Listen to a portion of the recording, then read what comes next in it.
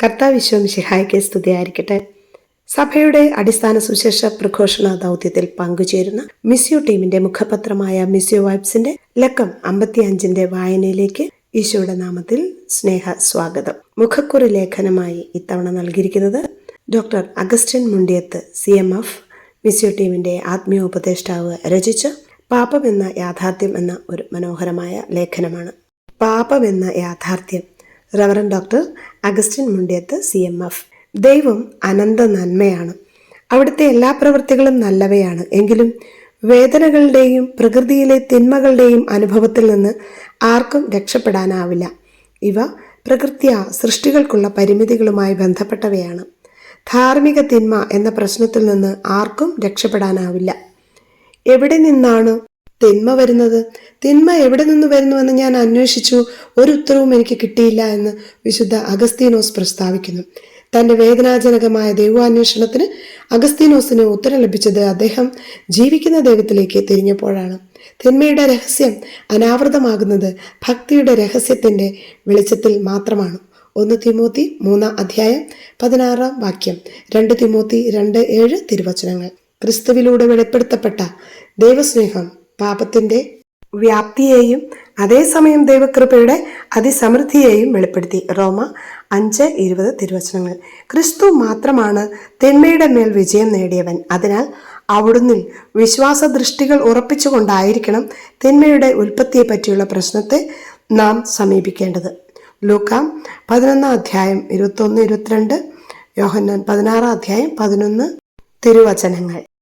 മനുഷ്യ ചരിത്രത്തിൽ തന്നെ പാപത്തിന്റെ സാന്നിധ്യം ഉണ്ട്. അതിനെ അവഗണിക്കുവാനോ ഇരുണ്ട ഈ യാഥാർത്ഥ്യത്തിന് മറുപേരുകൾ നൽകുവാനോ ഉള്ള ശ്രമം വിഫലമാണ്.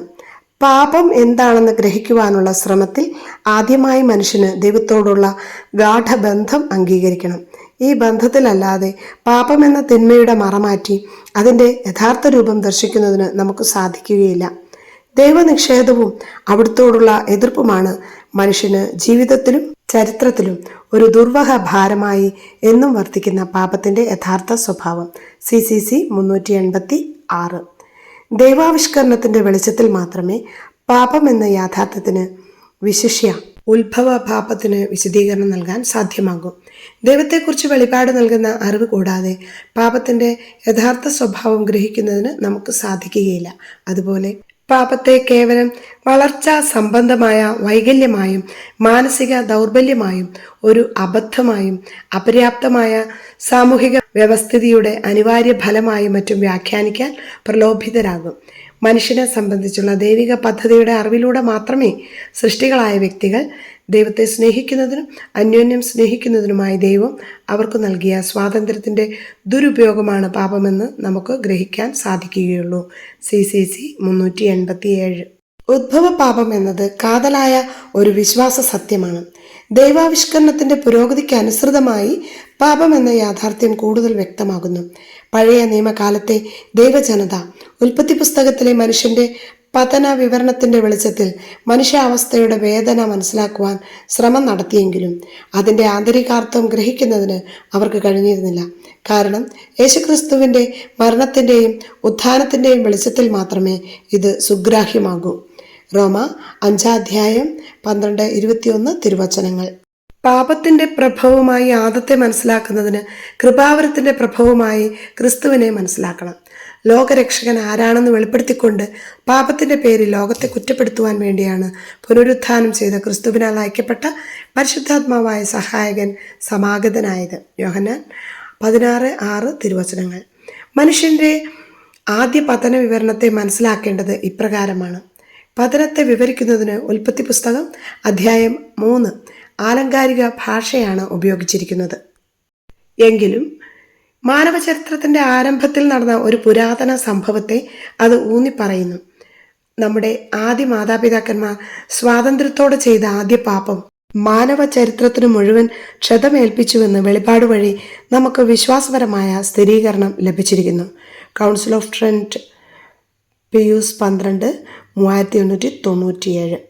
ദൈവഹിതത്തിനെതിരായി നമ്മുടെ ആദ്യ മാതാപിതാക്കന്മാർ എടുത്ത തീരുമാനത്തിന്റെ പിന്നിൽ വഞ്ചനാത്മകവും ദൈവവിരുദ്ധവുമായ ഒരു സ്വരം, അവരെ മരണത്തിൽ വീഴ്ത്തുന്ന അസൂയാ കലുഷമായ ഒരു സ്വരം പതിയിരുന്നു. ഉൽപ്പത്തി 3:1-5 വരെയുള്ള തിരുവചനങ്ങൾ. വിശുദ്ധ ലിഖിതവും സഭാ പാരമ്പര്യവും ഈ സ്വരത്തിന് ഹേതുവായി പാപത്തിൽ നിപതിച്ച മാലാഖയെ തിരിച്ചറിയുന്നു. സാത്താൻ, പിശാച് എന്നീ പേരുകളിൽ അവൻ അറിയപ്പെടുന്നു. യോഹന്നാന്റെ സുവിശേഷം 8:14, വെളിപ്പാട് 12:9 തിരുവചനങ്ങൾ. ആദ്യം അവൻ ദൈവസൃഷ്ടിയായ ഒരു നല്ല മാലാഖയായിരുന്നുവെന്നാണ് സഭാപ്രബോധനം. പിശാചും മറ്റു ദുർഭൂതങ്ങളും പ്രകൃത്യ നല്ലവരായി ദൈവത്താൽ സൃഷ്ടിക്കപ്പെട്ടവരായിരുന്നു. എങ്കിലും അവർ സ്വയം ദുഷ്ടരായി തീർന്നു. ഈ മാലാഖമാരുടെ പാപത്തെക്കുറിച്ച് വിശുദ്ധ ലിഖിതം പ്രസ്താവിക്കുന്നുണ്ട്. മൗലികമായും തിരുത്താനാവാത്ത വിധത്തിലും ദൈവത്തെയും അവിടുത്തെ ഭരണത്തെയും നിരാകരിച്ച സൃഷ്ടികളായ അരൂപികളുടെ സ്വതന്ത്രമായ തെരഞ്ഞെടുപ്പിലാണ് മാലാഖമാരുടെ പതനം അടങ്ങിയിരിക്കുന്നത്.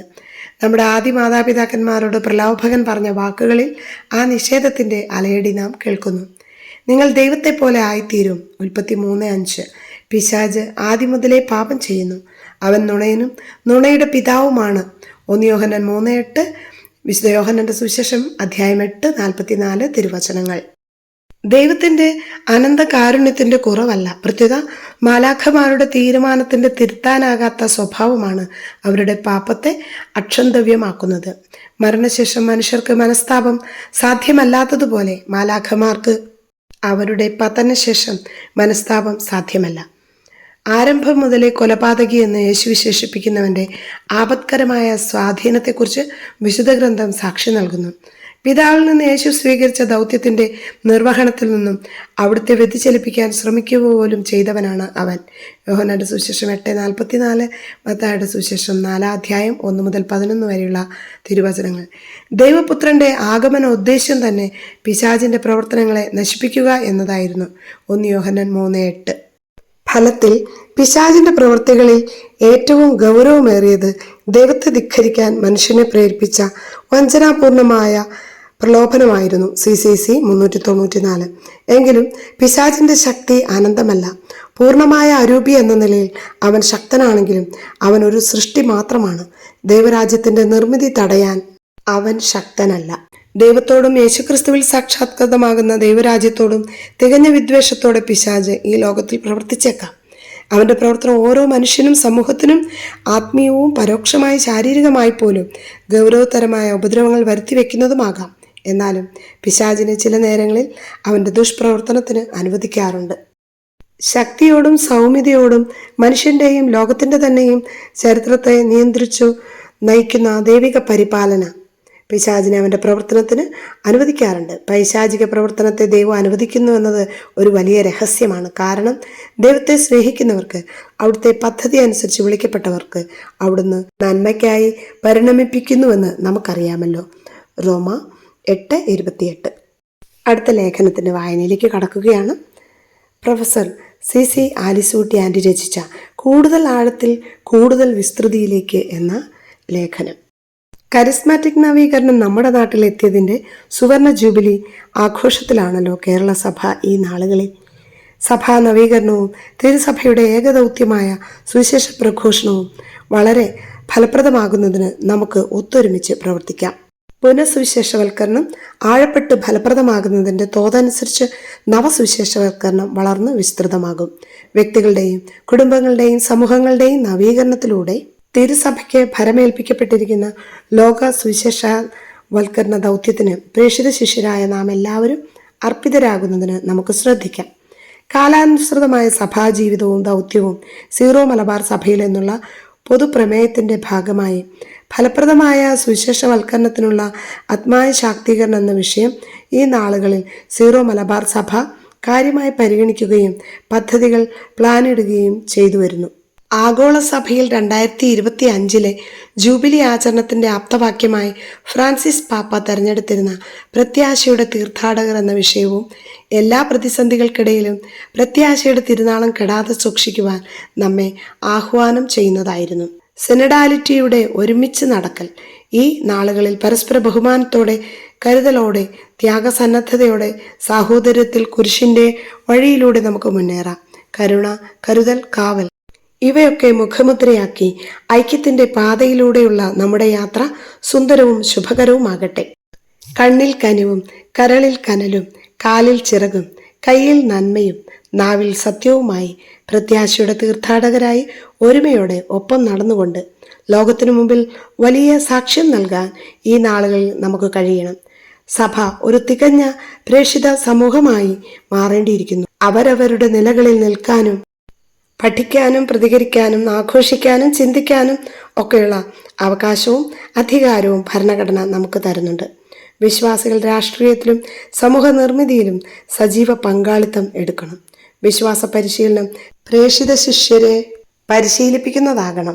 ക്രിസ്തുവിനെ പ്രഘോഷിക്കുക, ക്രിസ്തുവിനെ അറിയാത്ത സകലരുടെയും പക്കലേക്ക് സുവിശേഷം എത്തിക്കുക എന്നത് സഭയുടെ ലക്ഷ്യമാകണം. പ്രത്യാശയുടെ തീർത്ഥാടകരായി ഐക്യത്തിൽ വളർന്നുകൊണ്ട് പ്രേക്ഷിത ധീരതയോടെ നമ്മുടെ വിശ്വാസമാകുന്ന സമ്പത്ത് സകലരുമായി പങ്കുവെക്കാൻ നമുക്ക് പ്രതിജ്ഞാബദ്ധരാകാം. നിന്റെ കൂടാരം വിസ്തൃതമാക്കുക, അതിലെ തിരശീലകൾ വിരിക്കുക, കയറുകൾ ആവുന്നത്ര അയച്ചു നീളം കൂട്ടുക, കുറ്റികൾ ഉറപ്പിക്കുകയും ചെയ്യുക. യെശയ്യാ 54:2 തിരുവചനങ്ങൾ. ലേഖനം ഇവിടെ പൂർണ്ണമാവുകയാണ്. ഹോസാന ഹോസാന, ജെറുസലേം പ്രവേശനം രാജ്യസ്ഥാപനത്തിന് എന്ന തലക്കെട്ടോടെ ടോമിച്ചൻ പുല്ലങ്കാവുങ്കൽ രചിച്ച ലേഖനമാണ് അടുത്തത്.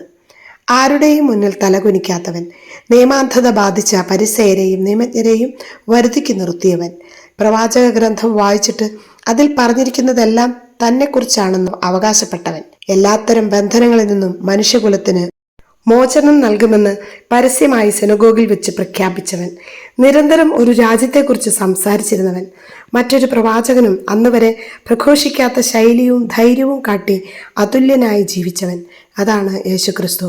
അവനിൽ കണ്ട പ്രത്യേകതകൾ തന്നെയാണ് അവനെ സർവർക്കും ആകൃഷ്ടനാക്കി മാറ്റിയത്. റോമാ സാമ്രാജ്യത്തിന്റെ കിരാത ഭരണത്തിൽ നിന്നും മോചനം പ്രാപിക്കാൻ അതിയായി ആഗ്രഹിച്ച ഒരു ജനത്തെയാണ് ഈശോ ദൈവരാജ്യ സ്ഥാപനത്തെക്കുറിച്ച് ഉദ്ബുദ്ധരാക്കിക്കൊണ്ട് നിരവധി ഉപമകൾ നിരത്തി പഠിപ്പിച്ചത്. എന്നെങ്കിലും ഒരിക്കൽ അശ്വാരൂഢനായി അണികളെയും കൂട്ടി ഈ രാജ്യസ്ഥാപനത്തിനായി അവൻ ഇറങ്ങി പുറപ്പെടുമെന്നും അവർ അവനിൽ പ്രത്യാശ വച്ചിരുന്നിരിക്കണം. അധികാരികളും അവനെ വല്ലാതെ ഭയപ്പെട്ടിരുന്നു എന്നതും വ്യക്തമാണ്. അതുകൊണ്ടാണല്ലോ അവനെ കുടുക്കുവാനും കൊല്ലുവാനും അവർ കാരണങ്ങൾ അന്വേഷിച്ചതും നിരന്തരം പരിശ്രമിച്ചു കൊണ്ടിരുന്നതും. അവൻ വന്നത് കുതിരപ്പുറത്തല്ലെങ്കിലും ആയുധധാരികളായ ആരും അവനെ അനുഗമിച്ചിരുന്നില്ലെങ്കിലും ജെറുസലേമിലേക്ക് അവൻ പ്രവേശിക്കുന്നു എന്നത് കണ്ട ജനം മുഴുവനും അവന്റെ പിന്നാലെ കൂടി. അത്ഭുത പ്രവർത്തകനായ അവനിൽ നിന്നും അവർ വലുതെന്തൊക്കെയോ പ്രതീക്ഷിച്ചു കാണണം. അന്ന് വരെയുള്ള അവന്റെ ജീവിതവും ശൈലിയും മനസ്സിലാക്കിയതനുസരിച്ച് അവന്റെ പിന്നാലെ കൂടിയവർ വലിയ പ്രതീക്ഷയോടെ രക്ഷിക്കണേ എന്ന് ആർത്തുവിളിച്ചു. അവന്റെ ജെറുസലേം പ്രവേശനം ഒരു ചരിത്ര സംഭവമാകുമെന്നും റോമാ ഗവർണറെ പുറത്താക്കി രാജ്യം പിടിച്ചെടുക്കുമെന്നും അവർ കരുതിയിട്ടുണ്ടാവാം. ജനങ്ങളുടെ പ്രതീക്ഷയ്ക്ക് അനുസൃതമായുള്ള ഒരു ലോകരാജ്യത്തിന്റെ പ്രവാചകനല്ല താനെന്ന് യേശു തന്റെ ജെറുസലേം പ്രവേശനത്തോടെ തെളിയിച്ചു. ഗവർണറുടെ ഭവനമല്ല, പ്രത്യുത തന്റെ പിതാവിന്റെ ഭവനമാണ് തനിക്ക് വിലപ്പെട്ടതെന്നും അവിടം അശുദ്ധമാക്കുന്ന ആരോടും തനിക്ക് അനുഭാവമില്ലെന്നും യേശു ജെറുസലേം ദേവാലയത്തിലെ തന്റെ ശുദ്ധീകരണ പ്രവൃത്തിയിലൂടെ വ്യക്തമാക്കി. ജെറുസലേം പ്രവേശനത്തോടെ ഒരു ഭരണമാറ്റം പ്രതീക്ഷിച്ച ജനം വഞ്ചിക്കപ്പെട്ടെന്ന തോന്നലുകൊണ്ടാവാം അവൻ രാജ്യസ്ഥാപനത്തിൽ പരാജിതനായെന്നും അധികാരികളാൽ പിടിക്കപ്പെട്ടെന്നും കണ്ടപ്പോൾ രക്ഷിക്കണേ എന്ന രോദനം മാറ്റി ക്രൂശിക്കുക എന്ന ആക്രോശം കൈക്കൊണ്ടത്. 3.5 വർഷത്തെ സ്നേഹമസൃണമായ ശിക്ഷണത്തിനു ശേഷവും ഉത്ഥാനശേഷമുള്ള 40 ദിവസത്തെ ദൈവരാജ്യ പ്രബോധനങ്ങൾക്കു ശേഷവും തൻ്റെ പ്രിയപ്പെട്ട ശിഷ്യരും ഒരു ലോകരാജ്യ സ്ഥാപനമാണ് തന്നിൽ നിന്ന് പ്രതീക്ഷിച്ചതെന്ന് അപ്പസ്തോല പ്രവർത്തനം 1:6 മനസ്സിലാക്കിയ യേശു അവരോട് പറഞ്ഞു കാത്തിരിക്കാൻ. പരിശുദ്ധാത്മാവെന്ന സഹായകൻ വന്നു കഴിഞ്ഞാൽ മാത്രമേ താൻ അവരെ പഠിപ്പിച്ച രാജ്യത്തിന്റെ രഹസ്യങ്ങൾ അവർക്ക് വ്യക്തമാവുകയുള്ളൂ എന്ന് ഈശോയ്ക്ക് കൃത്യമായും അറിയാമായിരുന്നു. മനുഷ്യബുദ്ധിക്ക് അതീതമായ അതിരുകളില്ലാത്ത സമൃദ്ധിയുടെ ലോകമാണ് തൻ്റെ പിതാവ് മനുഷ്യകുലത്തിനായി ഒരുക്കിയിരിക്കുന്നതെന്ന പരദീസാതുല്യമായ ഈ ഭൂമി എന്നത് തിരിച്ചറിയാൻ പരിശുദ്ധാത്മാവ് കൂടിയേ തീരുവെന്ന് ഈശോ മനസ്സിലാക്കി അവരെ ആശ്വസിപ്പിക്കുന്നതും അപ്പസ്തോല പ്രവർത്തന പുസ്തകത്തിൻ്റെ ആദ്യ താളുകളിൽ നമുക്ക് കാണാം. ദൈവമനുഷ്യ പങ്കാളിത്തവും ദൈവരാജ്യമെന്ന ഈശോയുടെ സ്വപ്നവും പൂർത്തീകരിക്കാൻ പരിശുദ്ധാത്മാവിന്റെ സഹായത്തോടെ നിരന്തരം പരിശ്രമിക്കേണ്ടവരാണ് മാമോദീസ സ്വീകരിച്ച നാം ഓരോരുത്തരുമെന്ന ബോധ്യത്തിൽ നമുക്ക് വളരാം. ദൈവരാജ്യത്തിൻ്റെ സ്വാതന്ത്ര്യം അനുഭവിച്ചറിയുകയും അതിൻ്റെ നന്മകൾ മറ്റുള്ളവരിലേക്ക് പകരുകയും ചെയ്യുക വഴി മാത്രമേ ലോക സമാധാനവും സമഗ്ര വികസനവും സാധ്യമാവുകയുള്ളൂ. ഹോസാന, രക്ഷിക്കണേ എന്ന പദം ജെറുസലേം നിവാസികൾ തെറ്റിദ്ധരിച്ചതുപോലുള്ള ലൗകിക ഭാഷ്യമല്ലെന്നും പ്രത്യുത രക്ഷിച്ചവനുള്ള സമ്പൂർണ്ണ സമർപ്പണത്തിൻ്റെ അടയാളമാണെന്നും നമുക്ക് തിരിച്ചറിയാം. കാര്യസാധ്യത്തിനായി ഹോസാന പാടുന്നവരാകാതെ കൃപയുടെ കാര്യസ്ഥരായി തീരാൻ ഈ വിശുദ്ധവാരം നമ്മെ സഹായിക്കട്ടെ. ആമേൻ. ഞാൻ സുവിശേഷം പ്രസംഗിക്കുന്നില്ലെങ്കിൽ എനിക്ക് ദുരിതം. 1 കൊരിന്തോസ് 9:16 തലക്കെട്ടായി നൽകിയിരിക്കുന്ന അടുത്ത ലേഖനത്തിലേക്ക് നാം പ്രവേശിക്കുകയാണ്. മിസിയോ ഫിസിക്കൽ കോഴ്സിൽ പങ്കെടുത്ത ഒരു അനുഭവ സാക്ഷ്യമാണ് ലേഖനത്തിൽ ഉൾപ്പെടുത്തിയിരിക്കുന്നത്. Sister Sally BS, provincial superior, Bethany provincial house, Dharwad, Karnataka. കോഴ്സിൽ പങ്കെടുത്തവരുടെ ഒരു ചിത്രം ഇതിൽ കൊടുത്തിട്ടുണ്ട്. സിസ്റ്ററുടെ വ്യക്തിപരമായ അനുഭവം നമുക്ക് കേൾക്കാം. 2026 മാർച്ച് 5 മുതൽ 9 വരെ കർണാടക ധാർവാഡിലെ ബഥനി പ്രൊവിൻഷ്യലേറ്റിൽ കേരളത്തിലെ കറുകുറ്റിയിൽ നിന്നും എത്തിയ മിസിയോ ടീം നടത്തിയ മിസിയോ കോഴ്സ് പ്രാരംഭ സുവിശേഷ പ്രഘോഷണ പരിപാടി എനിക്ക് ഏറ്റവും കൃപ നിറഞ്ഞതും സമ്പന്നവുമായ ഒരു അനുഭവമായിരുന്നു. ബഥനി സിസ്റ്റേഴ്സും ആത്മായ വിശ്വാസികളും ഉൾപ്പെടെ ഏകദേശം 35 പേർ ഈ 5 ദിവസത്തെ പഠനത്തിനും പ്രാർത്ഥനയ്ക്കും ആത്മീയ നവീകരണത്തിനുമായി ഒത്തുകൂടി. കർണാടകയിലെ ധാർവാഡ് അവർ ലേഡി ഓഫ് പെർപ്പച്വൽ സക്കോർ ചർച്ച് ഇടവക വികാരി ഫാദർ ജോ റോഡ്രിഗസിന്റെ സാന്നിധ്യത്തിൽ father Augustine Mundiyath CMF course ഉദ്ഘാടനം ചെയ്തു. തുടക്കം മുതലേ പ്രാർത്ഥനയുടെയും തുറന്ന മനസ്സിൻ്റെയും അന്തരീക്ഷം കോഴ്സിൻ്റെ ആത്മാവിലേക്ക് ആഴത്തിൽ പ്രവേശിക്കുവാൻ ഞങ്ങളെ എല്ലാവരെയും സഹായിച്ചു. യേശുവിനെ അറിയുക, യേശുവിനെ അനുഭവിക്കുക, യേശുവിൽ ജീവിക്കുക, യേശുവിനെ പ്രഘോഷിക്കുക എന്ന സുവിശേഷ പ്രഘോഷണ പരിശീലനത്തിൻ്റെ പ്രമേയം ക്രിസ്തുവുമായുള്ള എൻ്റെ ബന്ധത്തെക്കുറിച്ചും സുവിശേഷവൽക്കരണ ദൗത്യത്തിലുള്ള എൻ്റെ ഉത്തരവാദിത്വത്തെക്കുറിച്ചും ചിന്തിക്കാൻ എന്നെ ശക്തമായി വെല്ലുവിളിക്കുന്നു. സുവിശേഷത്തിൻ്റെ കാതലായ സന്ദേശമായ യേശുവിനെ പ്രഘോഷിക്കേണ്ടതിൻ്റെ ആവശ്യകതയായിരുന്നു കോഴ്സിലുടനീളം ആവർത്തിച്ച ശക്തമായ സന്ദേശങ്ങളിലൊന്ന്. അങ്ങനെ മനുഷ്യരാശി മുഴുവനും യേശുവിനെ കണ്ടുമുട്ടാൻ സഹായിക്കുക, അതിന് നാമം കാരണമാകുക. വിശുദ്ധ ഗ്രന്ഥത്തിലെ ഉൽപ്പത്തി മുതൽ വെളിപാട് വരെയുള്ള തിരുവെഴുത്തുകളിൽ അന്തർലീനമായിരിക്കുന്ന 7 നിത്യസത്യങ്ങളെ കേന്ദ്രീകരിച്ചായിരുന്നു കോഴ്സിലെ വിവിധ സെഷനുകൾ. ദൈവത്തിൻ്റെ സ്നേഹം, നമ്മുടെയും ലോകം മുഴുവൻ്റെയും പാപ അവസ്ഥ, ക്രിസ്തുവിൻ്റെ രക്ഷാകര പ്രവൃത്തി, നമ്മുടെ പ്രത്യുത്തരങ്ങളായ യേശുക്രിസ്തുവിലുള്ള ആഴമായ വിശ്വാസവും സമ്പൂർണ്ണ സമർപ്പണവും, പരിശുദ്ധാത്മാവിനെ സ്വീകരിക്കൽ, ശിഷ്യത്വത്തിലെ വളർച്ചയും വിശ്വാസികളുടെ സമൂഹത്തിലെ കൂട്ടായ്മയും, ആ സ്നേഹക്കൂട്ടായ്മയിൽ സ്വയം വളരുകയും മറ്റുള്ളവരെ ആത്മീയമായി വളർത്തുകയും ചെയ്തുകൊണ്ട് ദൈവരാജ്യത്തിൻ്റെ സുവിശേഷം പ്രഘോഷിക്കുക. ഇങ്ങനെ സഭയുടെ ഏകദൗത്യത്തിൽ നമ്മളും ഒരു അവിഭാജ്യ ഘടകമായി തീരുക. Father Augustine Mundiyath, brother Tomichan, brother Toji, professor Lisamma Koshy, Nancy Boban എന്നിവരടങ്ങുന്ന മിസിയോ ടീം ഈ നിത്യസത്യങ്ങൾ വളരെ ലളിതമായ രീതിയിൽ വ്യക്തമായി അവതരിപ്പിച്ചു. അവരുടെ സമർപ്പണം, പഠിപ്പിക്കുന്ന ആശയങ്ങളുടെ വ്യക്തത, എല്ലാറ്റിനുമുപരി അവരുടെ ജീവിത സാക്ഷ്യങ്ങൾ എന്നിവ എന്നെ വളരെയധികം പ്രചോദിപ്പിക്കുകയും എന്നിൽ നിലനിന്നിരുന്ന വിശ്വാസം ആഴപ്പെടുന്നതിന് സഹായിക്കുകയും ചെയ്തു. പരിശീലനത്തിനിടയിലെ നിരവധി നിമിഷങ്ങൾ എൻ്റെ ഹൃദയത്തെ വളരെ സവിശേഷമായി സ്വാധീനിച്ചു. സമർപ്പണ ദിനം എന്നെ ആഴത്തിൽ സ്പർശിക്കുകയും കർത്താവിനോടുള്ള എൻ്റെ വ്യക്തിപരമായ പ്രതിബദ്ധത പുതുക്കാൻ പ്രചോദിപ്പിക്കുകയും ചെയ്തു. ഓരോ ദിവസത്തിൻ്റെയും അവസാനമുള്ള സാക്ഷ്യം പങ്കുവെക്കലും കൂട്ടായ്മ ഒത്തുചേരലുകളും പങ്കെടുത്ത എല്ലാവരുടെയും ഇടയിൽ മനോഹരമായ ഒരു ഐക്യബോധം സൃഷ്ടിച്ചു. സുവിശേഷം പ്രഘോഷിക്കുവാനുള്ള ഞങ്ങളുടെ ആത്മവിശ്വാസം വർദ്ധിപ്പിക്കുന്നതിന് പ്രായോഗിക സെഷനുകൾ സഹായകരമായി.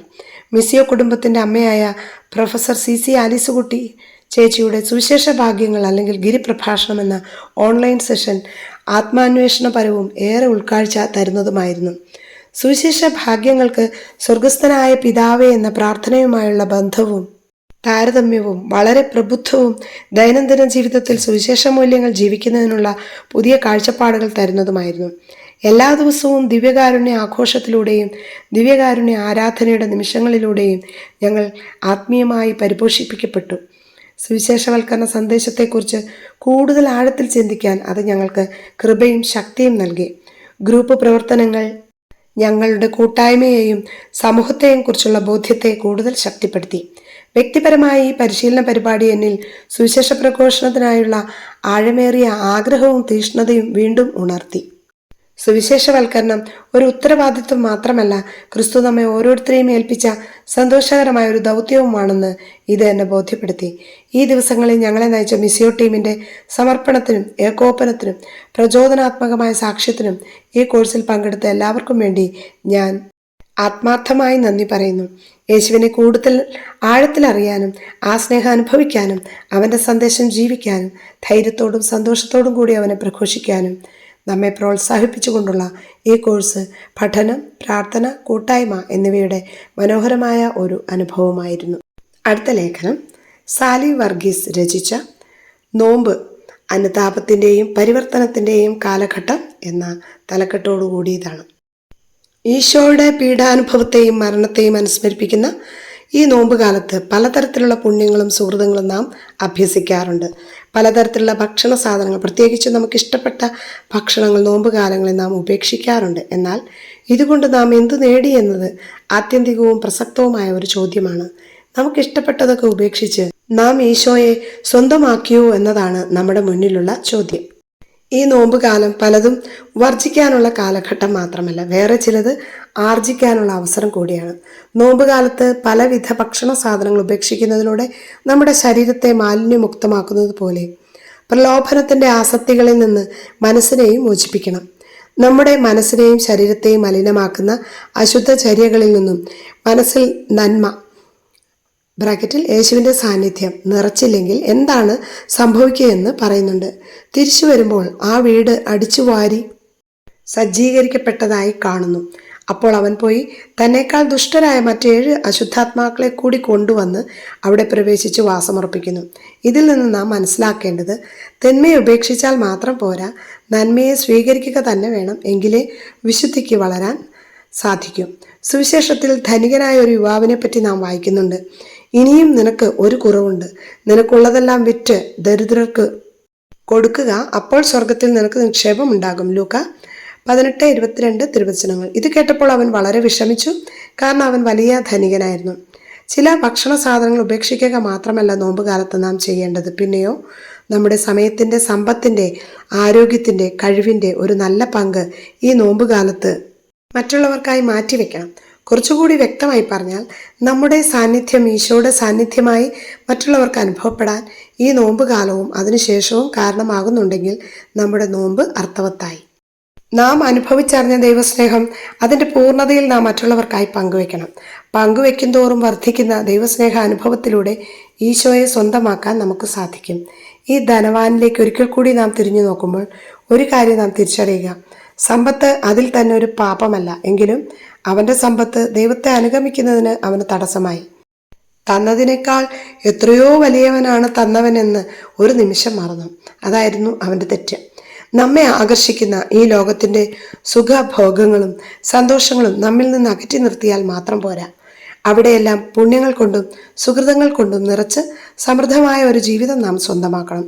നോമ്പുകാലത്ത് നാം ഉപേക്ഷിക്കുന്ന കാര്യങ്ങൾ നമ്മെ സ്വയം നിയന്ത്രിക്കാനുള്ള ഒരു ആത്മീയ പരിശീലനം കൂടിയാവട്ടെ.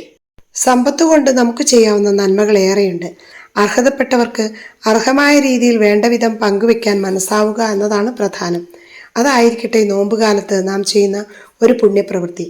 നോമ്പുകാലം ഒരു ഭാരമായിട്ടല്ല കണക്കാക്കേണ്ടത്, പ്രത്യുത അനുതാപത്തിൻ്റെയും പാപപരിഹാരത്തിൻ്റെയും ഒരു കാലഘട്ടം ആയിട്ട് കാണുക. നമ്മുടെ ജീവിതത്തിൽ ഒരു മാനസാന്തരത്തിനുള്ള അവസരം കൂടിയാണിത്. CCC 1430 പറയുക ഇപ്രകാരമാണ്: മാനസാന്തരത്തിലേക്കും പ്രായശ്ചിത്തത്തിലേക്കുമുള്ള യേശുവിൻ്റെ വിളി അവിടത്തേക്ക് മുൻപുണ്ടായിരുന്ന പ്രവാചകന്മാരുടെ ആഹ്വാനം പോലെ ഒന്നാമതായി ചാക്കുടുക്കലും ചാരം പൂശലും ഉപവാസവും പരിത്യാഗവും പോലുള്ള ബാഹ്യപ്രവൃത്തികളെ അല്ല, പിന്നെയോ ഹൃദയത്തിൻ്റെ മാനസാന്തരത്തെ, ആന്തരിക അനുതാപത്തെയാണ് ലക്ഷ്യം വയ്ക്കുന്നത്. ഇതുകൂടാതെയുള്ള പ്രായശ്ചിത്ത പ്രവൃത്തികൾ ഫലരഹിതവും വ്യാജവുമായിരിക്കും. ആന്തരികമായ മാനസാന്തരം പ്രായശ്ചിത്ത പ്രവൃത്തികളായി അടയാളപ്പെടുത്തുന്നത് നല്ലതാണ്. അങ്ങനെ സഹോദര സ്നേഹത്തിലൂടെ വളരുന്ന പരസ്പര ബന്ധങ്ങളിലൂടെ, പുണ്യപ്രവൃത്തികളിലൂടെ ഈ നോമ്പുകാലത്തെ നമുക്ക് സമ്പന്നമാക്കാം. ലേഖനം പൂർണ്ണമാവുകയാണ്. അടുത്തതായി മിസിയോ വാർത്തകൾ. മിസിയോ പ്രിലിംസ് ഓൺലൈൻ കോഴ്സ് 10 ആഴ്ച നീളുന്ന മിസിയോ പ്രിലിംസ് ഓൺലൈൻ കോഴ്സിൻ്റെ 20ാമത്തെ ബാച്ച് 2026 ഏപ്രിൽ 18 ആരംഭിക്കുന്നു. 500 പേർക്ക് പങ്കെടുക്കാവുന്ന ഓൺലൈൻ സൗകര്യങ്ങളാണുള്ളത്. സുവിശേഷ സാക്ഷ്യം നൽകി ജീവിതം മുന്നോട്ട് നയിക്കുവാൻ മാമോദീസ സ്വീകരിച്ച എല്ലാവരെയും സഹായിക്കുക എന്ന ലക്ഷ്യത്തോടെ നടത്തപ്പെടുന്നതാണ് ഈ ഓൺലൈൻ കോഴ്സ്. എല്ലാ ശനിയാഴ്ചകളിലും വൈകിട്ട് 7:30 ജപമാലയോടുകൂടി സെഷൻ ആരംഭിക്കുന്നു. മിസിയോ റെസിഡൻഷ്യൽ കോഴ്സ് എല്ലാ മാസവും കറുകുറ്റി മിസിയോ ഭവനിൽ വെച്ച് 6 ദിവസം നീണ്ടു നിൽക്കുന്ന മിസിയോ റെസിഡൻഷ്യൽ കോഴ്സ് നടത്തപ്പെടുന്നുണ്ട്. അടുത്ത കോഴ്സ് ഏപ്രിൽ 13 മുതൽ 18 വരെയാണ് നടത്തപ്പെടുന്നത്. സുവിശേഷമായിക്കൊണ്ട് സുവിശേഷമേകുവാൻ പരിശീലിപ്പിക്കുന്ന ഒരു കോഴ്സാണിത്. പങ്കെടുക്കാൻ ആഗ്രഹിക്കുന്നവർ ബുക്കിങ്ങിനായി താഴെ കൊടുത്തിരിക്കുന്ന നമ്പറുകളിൽ ബന്ധപ്പെടുക. 7012574557 90 61 95 42 30. മിസിയോ ഔട്ട്റീച്ച് കോഴ്സുകളെ പറ്റിയുള്ള ഒരു വാർത്തയാണ് അടുത്തത്. ഏപ്രിൽ 27 മുതൽ മെയ് 2 വരെയുള്ള തീയതികളിൽ വയനാട് മീനങ്ങാടിയിൽ വെച്ച് ബഥനി സിസ്റ്റേഴ്സിനും അത്മായർക്കുമായി മിസിയോ കോഴ്സ് നടത്തപ്പെടുന്നു.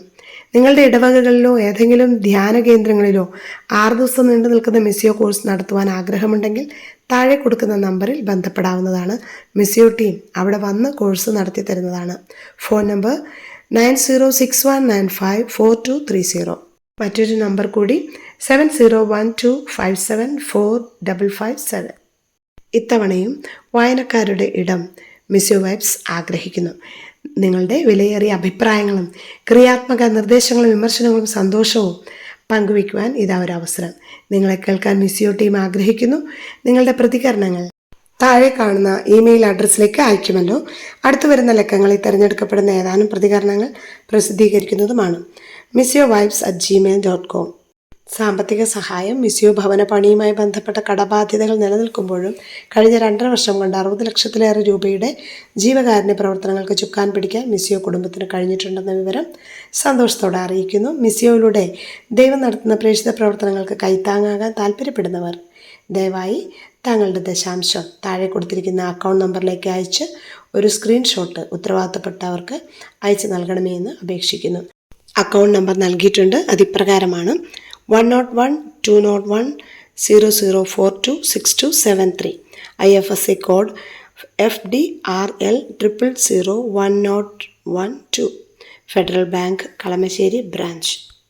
അടിസ്ഥാന സുവിശേഷ പ്രഘോഷണ പരിപാടിയുമായി മുന്നോട്ട് പോകുന്ന മിസിയോ ടീമിൻ്റെ മിസിയോ വൈബ്സ് എന്ന മുഖപത്രത്തിൻ്റെ 55-ാം ലക്ക വായന ഇവിടെ പൂർണ്ണമാവുകയാണ്.